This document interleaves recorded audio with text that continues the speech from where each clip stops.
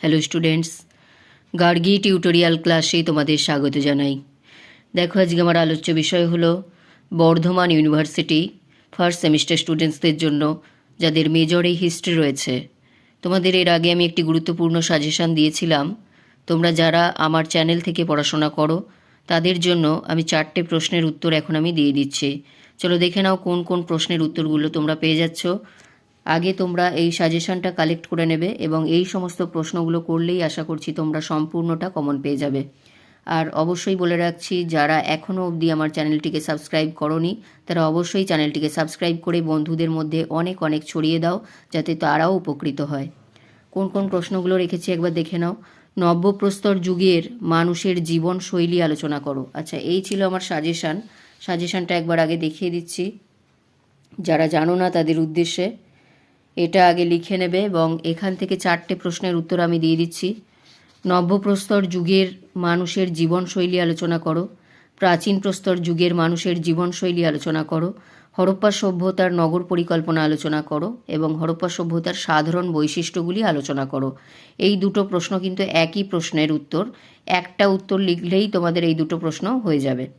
আর এখানে যেগুলো আছে দুটো, অর্থাৎ তোমাদের 3টে প্রশ্ন হচ্ছে, এই দুটো একই এবং এখানে একটা, টোটাল তোমাদের 3টে প্রশ্ন আমি এখন দেখিয়ে দিচ্ছি। এই 3টে করলেই তোমাদের 4টে প্রশ্নের উত্তর হয়ে যাচ্ছে।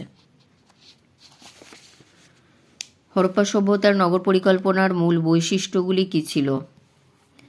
এখান থেকে বলবে হরপ্পা সভ্যতার নগর পরিকল্পনার মূল বৈশিষ্ট্য বলে সূচনা দেবে। আমি আর বলে দিচ্ছি না, তোমরা এখান থেকে দেখে নাও, পয়েন্টগুলো শুধু বলে দিচ্ছি।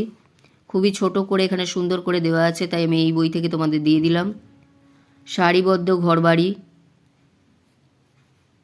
এরপর লিখবে রাস্তাঘাট, শস্যাগার, স্নানাগার, উন্নত পয় প্রণালী, উপসংহার। এইটুখানি দিলেই তোমাদের এটা কমপ্লিট হয়ে যাচ্ছে। অর্থাৎ হরপ্পা সভ্যতার নগর পরিকল্পনার মূল বৈশিষ্ট্য কী ছিল, অথবা হরপ্পা সভ্যতার সাধারণ বৈশিষ্ট্যগুলি কী আলোচনা করো। যদি এই দুটো চায়, এই উত্তরটা করলেই তোমাদের দুটো প্রশ্নের উত্তর হয়ে যাচ্ছে। এরপর আমি আসছি সেটা হচ্ছে তোমাদের প্রাচীন প্রস্তর যুগ সম্পর্কে সংক্ষিপ্ত টিকা লেখো।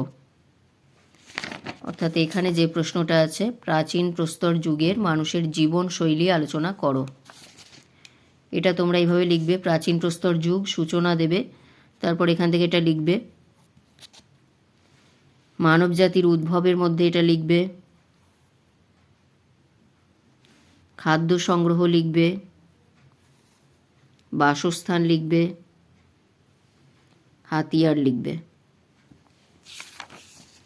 এই পয়েন্টগুলো দিলেই এটা কমপ্লিট হয়ে যাবে। আর এখানে দিয়ে দেবে জীবনযাত্রা। এরপর আসছি, দেখো, নব্যপ্রস্তর যুগের মানুষের জীবনশৈলী আলোচনা করো। নব্যপ্রস্তর যুগের মধ্যে এভাবে লিখবে, নব্যপ্রস্তর যুগের মানুষের জীবনযাত্রা, উন্নত হাতিয়ার, কৃষি ব্যবস্থার সূচনা, আগুনের ব্যবহার, মাটির পাত্র নির্মাণ। এটা লিখলেই তোমাদের এটা কমপ্লিট হয়ে যাচ্ছে।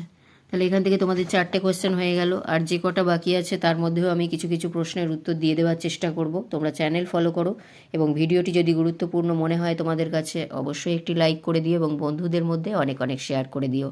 দেখা হচ্ছে পরবর্তী ভিডিওতে।